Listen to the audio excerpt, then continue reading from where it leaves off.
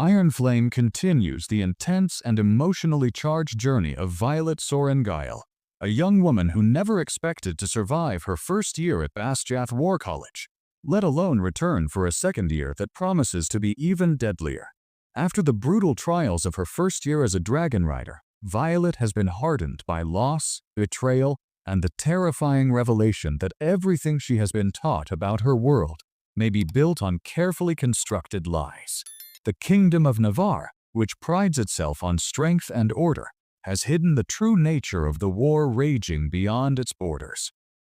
Monstrous Wyvern is not some distant myth, but a horrifying reality. And now Violet stands at the center of a storm that could unravel everything. As the new academic year begins, Basjath feels different. The air itself seems heavier, thick with suspicion and fear. The leadership has changed tactics, and the training is no longer simply about pushing cadets to their physical limits. It is about control. The college authorities know that rumors are spreading about what truly happened beyond the wards protecting Navarre, and they are determined to silence any dissent. Violet, who once struggled merely to keep up physically due to her fragile joints and smaller frame, now faces a different challenge. She carries knowledge that could destabilize the entire kingdom. Knowledge that the wards are weakening. Knowledge that the xaden are real and gathering strength. Knowledge that the rebellion her brother believed in was not treason, but truth. Her relationship with xaden Riorson, the powerful and enigmatic wingleader whose loyalty has always been divided between the kingdom and the secret rebellion, grows more complicated. Their bond, forged through fire and battle, is intensified by the mating bond between their dragons, Tern and Sorrengail. That connection ties Violet and xaden together in ways that go beyond choice, beyond reason. Yet trust does not come easily when secrets still stand between them. Xaden has always carried the weight of responsibility for the marked ones, the children of executed rebels, and his determination to protect them often puts him at odds with Violet's need for transparency. She loves him fiercely, but love is not enough to erase doubt, especially when the truth continues to unfold in layers. The second year at Basjath introduces even more lethal trials. The leadership insists that the riders must be prepared for the increasing threat beyond the wards, and that preparation means harsher punishments, more dangerous exercises, and impossible expectations. Violet is pushed to the brink again and again, forced to sharpen her mind as much as her signet power. Her lightning-wielding ability, rare and devastating, marks her as both an asset and a target. Some see her as the key to victory. Others see her as a threat to the carefully maintained narrative of the kingdom. The political tension within the college mirrors the larger conflict outside its walls. Meanwhile, Violet grapples with the burden of leadership she never asked for. Many of her fellow riders look to her for guidance, especially those who have begun to question the official version of the war. The memory of Liam, whose sacrifice still haunts her, drives her forward. She refuses to let his death be meaningless. Every decision she makes is weighed against the cost of lives already lost and the countless lives at risk. Her physical limitations remain a constant reminder of her vulnerability, yet they also fuel her determination. She has never been the strongest in brute force, but she has always been relentless in intellect and will. The truth about the xaden becomes harder to contain. Reports of attacks grow more frequent, and the cracks in Navarre's magical defenses widen. Violet learns more about the ancient magic that sustains the wards and the sacrifices required to maintain them. The realization that her mother, General Lilith Sorrengail, has been complicit in keeping these secrets adds another layer of emotional turmoil. Violet's relationship with her mother has always been strained, built on expectations and cold discipline. Now she must confront the possibility that her mother believed the deception was necessary to protect the kingdom. The line between protection and manipulation blurs. As the pressure intensifies, Violet begins to understand that the battle ahead is not only physical, but ideological. The writers must decide whether loyalty to Navarre means blind obedience or courageous reform. Xaden stands firmly in the belief that the truth must be revealed, even if it shatters the fragile peace.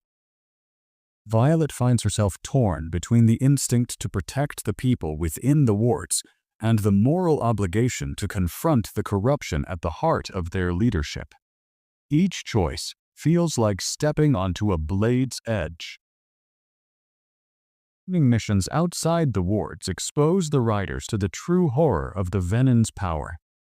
The creatures they face are relentless, fueled by stolen magic and an insatiable hunger.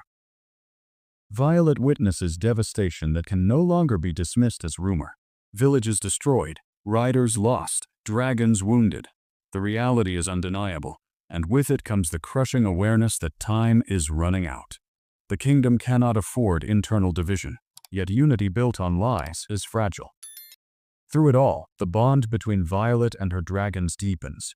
Tarn's fierce protectiveness and ancient wisdom ground her when fear threatened to overwhelm her. And Andarna, no longer the small golden hatchling she once was, continues to evolve in ways that defy expectation. There is something uniquely powerful about Andarna, something tied to ancient magic that even the elders do not fully understand. Violet senses that her young dragon holds a key to the future, though the full extent of that role remains shrouded in mystery. Violet stands changed once more. The girl who once doubted she could survive has become a symbol of resilience. Yet resilience alone will not be enough. The war is coming in full force, and the choices she makes will ripple far beyond the walls of Basquiat.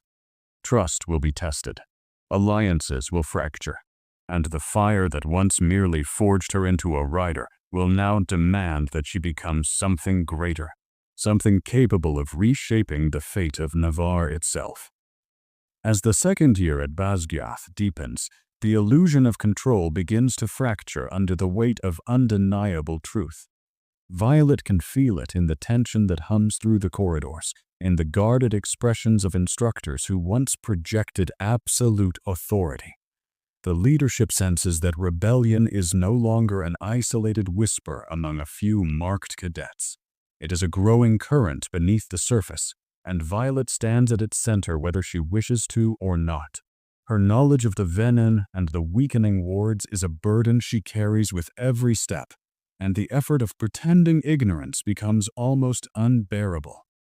The training intensifies to a brutal degree. War games are no longer simulations, but carefully orchestrated stress tests designed to break cadets who show the slightest sign of dissent. Violet is singled out more than once, forced into situations that push her lightning signet to dangerous extremes. Each strike drains her, yet she refuses to falter. She understands that power alone is not enough. She must learn precision, control, and restraint. The destructive force within her could easily harm those she loves if she allows emotion to guide it unchecked. The instructors frame these trials as necessary preparation for the growing threat beyond the wards, but Violet senses another motive, to remind her of her place. Her relationship with Xaden becomes both sanctuary and battleground. The bond between them burns hotter, strengthened by shared danger and the instinctive connection of their dragons. Yet trust remains fragile. Violet presses him for answers about the rebellion's next steps, about hidden plans and alliances she suspects he is still keeping from her. Xaden, shaped by years of secrecy and survival, struggles to reveal everything. He fears that the more she knows, the greater the target on her back will become. Their arguments are fierce, fueled by love and frustration in equal measure. They are partners in battle, but in matters of truth, they must still learn how to stand fully side by side. Outside the college walls, the situation deteriorates. Reports arrive of increased Venon activity along the borders, of villages swallowed by darkness, and riders who never return. Violet participates in more missions beyond the wards, and what she sees confirms her worst fears. The Venon are organized, strategic, and far more numerous than Navarre's leadership admits. Wyverns circle the skies with terrifying coordination, their presence a reminder that the enemy is evolving. During one mission, Violet witnesses a venom drain the life from the very earth beneath them, leaving behind a scarred wasteland devoid of magic.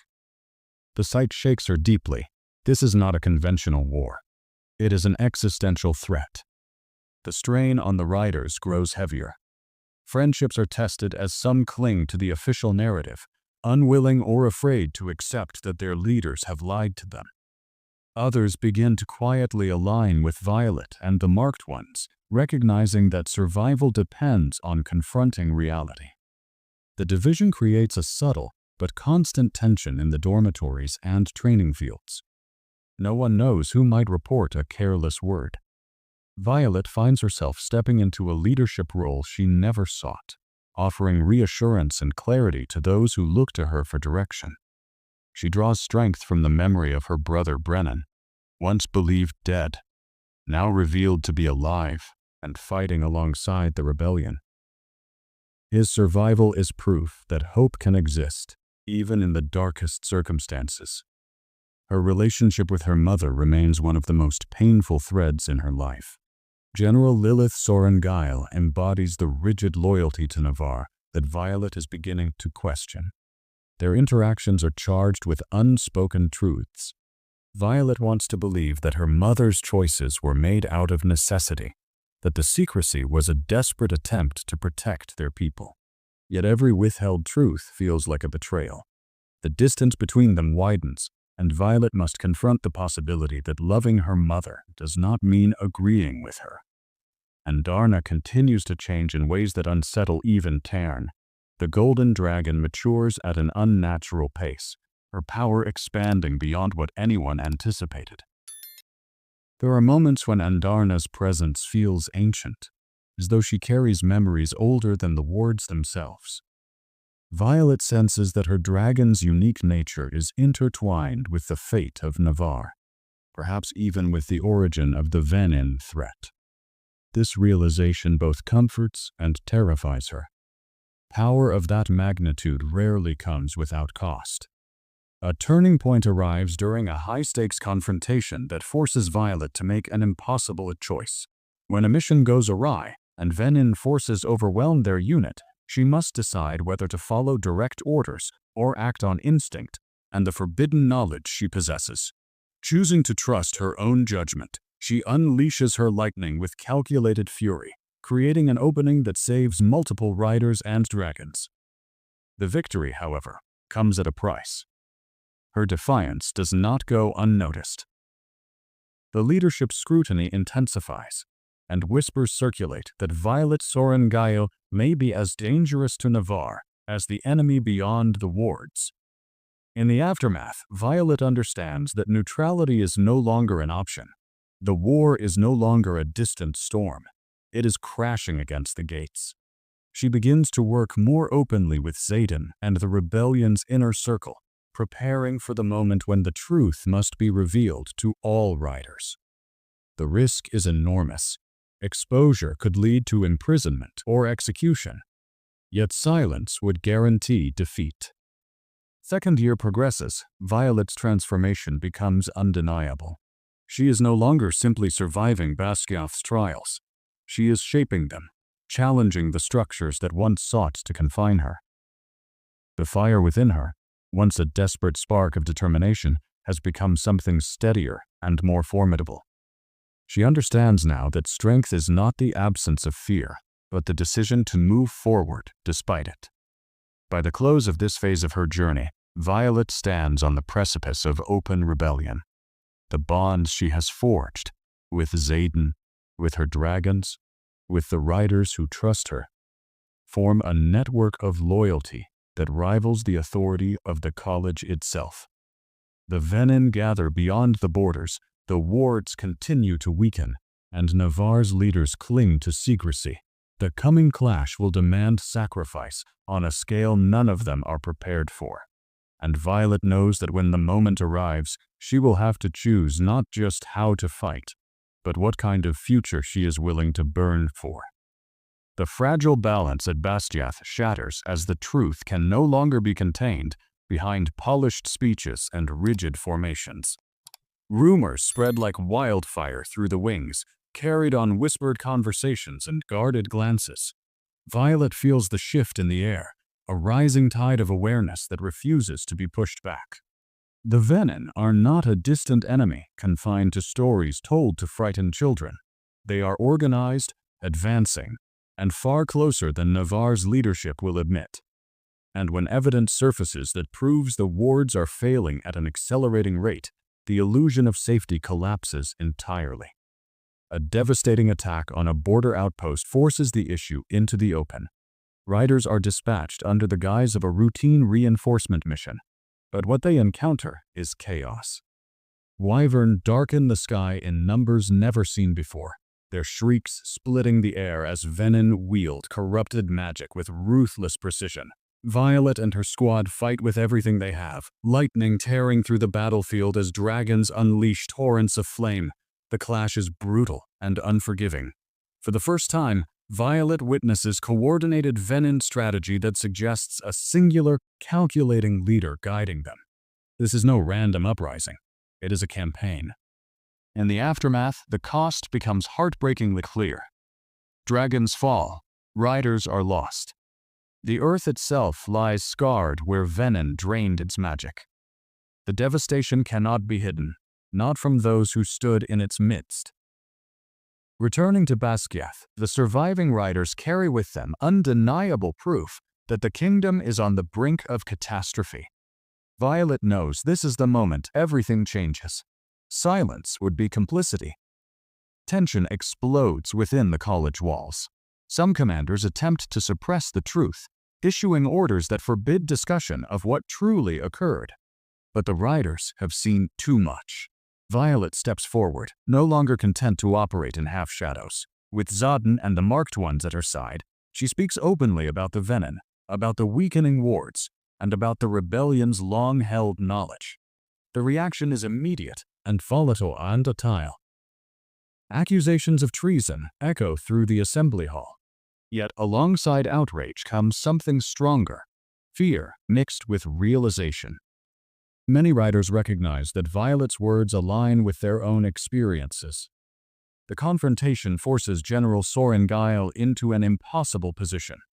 As both Violet's mother and one of Navarre's highest-ranking officers, she must choose between upholding the official narrative and acknowledging the truth her daughter presents. The exchange between them is raw and charged with years of unspoken resentment. Violet demands honesty, not just as a rider, but as a daughter who deserves to know why her brother was branded a traitor for seeking the same truths now staring them in the face. For a fleeting moment, cracks appear in her mother's composure. The weight of her decisions is evident, but duty still binds her. As division threatens to tear Bastiath apart, Violet realizes that unity must come from a new foundation, one built on transparency rather than fear. She works tirelessly to bridge the widening gap between loyalists and rebels, emphasizing that the Venin do not discriminate between political ideologies. Their hunger for magic threatens everyone within the wards. It is not a matter of rebellion versus obedience anymore. It is survival. Meanwhile, Andarna's transformation accelerates. Her power, once subtle and mysterious, begins to reveal itself in flashes that defy explanation. During a training exercise gone wrong, Andarna manipulates time itself for a heartbeat, freezing a deadly strike long enough for Violet to counter. The act leaves both dragon and rider shaken. Tern, ancient and formidable, admits that he has never witnessed such an ability. The implications are staggering. If Andarna's gift can be harnessed, it could alter the course of the war. But it also paints an even larger target on Violet's back. Xaden faces his own reckoning. As the leader of the Marked Ones, he must ensure their safety while preparing for the possibility of full-scale conflict within Navarre's borders. His love for Violet deepens into something fierce and unwavering. Yet he struggles with the knowledge that her growing prominence makes her indispensable, and therefore vulnerable. Their bond becomes a source of strength as well as pain. In quiet moments, stolen between chaos, they confront their fears of loss. They both understand that the path ahead may demand sacrifices neither of them is ready to make. The tipping point arrives when intelligence confirms that a massive venom force is mobilizing toward a critical wardstone. If the wardstone falls, the protective barrier around a significant portion of Navarre will collapse. There is no time for political maneuvering. Riders from both factions must unite or face annihilation. Violet volunteers for the mission without hesitation, her resolve clear. This is what she has been preparing for. Not simply to survive, but to lead when it matters most. The battle at the wardstone is unlike anything Violet has experienced. Venom channel torrents of corrupted magic, their wyvern diving in relentless waves. Dragons clash mid-air, fire and lightning illuminating the night like a storm brought to life. Violet pushes her signet beyond its previous limits, guiding her lightning with surgical precision to protect the wardstone, while minimizing collateral damage. Andarna stands at her side, her golden scales gleaming with an otherworldly light. In a pivotal moment, Andarna unleashes a pulse of energy that disrupts the venom's magic long enough for the riders to regain control. Victory comes, but it is tenuous and incomplete. The venom retreat, not defeated but recalculating. The wardstone stands, yet the message is clear. The enemy grows bolder, more coordinated, and increasingly difficult to repel. As dawn breaks over a battlefield littered with loss, Violet understands that this war has entered a new phase. The riders are no longer divided by ignorance. They have seen the threat with their own eyes. Aftermath, Violet feels the weight of leadership settle fully upon her shoulders. She is no longer simply a cadet fighting to prove herself. She is a symbol of defiance, of truth, and of the fragile hope that Navarre can be reshaped before it is destroyed. The fire within her burns brighter than ever, tempered by grief, but fueled by purpose. The coming confrontation will demand everything she has, and perhaps more than she can bear.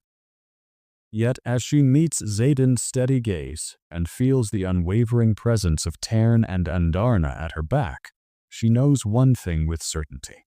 She will not face it alone. The fragile unity forged in the aftermath of the wardstone battle does not bring peace, it brings clarity. There is no longer any room for denial within Basgiath or beyond it. Riders who once clung to obedience now sharpen their blades with grim determination, aware that the venom are not merely testing defenses, but preparing for something far more catastrophic. Violet feels the shift in morale like a current through the bond she shares with Tern and Andarna. The dragons sense it too. War is no longer approaching. It has arrived.